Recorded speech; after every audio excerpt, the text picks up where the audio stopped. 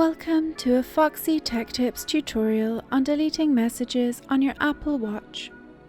If you find this tutorial helpful, please consider subscribing to my channel and liking the video.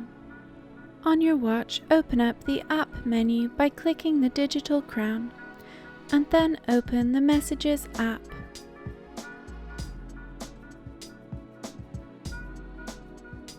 You can't delete single messages, you can only delete entire conversations. On the list of your conversations, find the conversation that you want to delete, and then swipe it from the right inwards. You'll see a red trash icon. Tap that.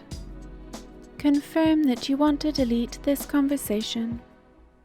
The messages to and from that person have now been deleted, and that draws an end to this tutorial.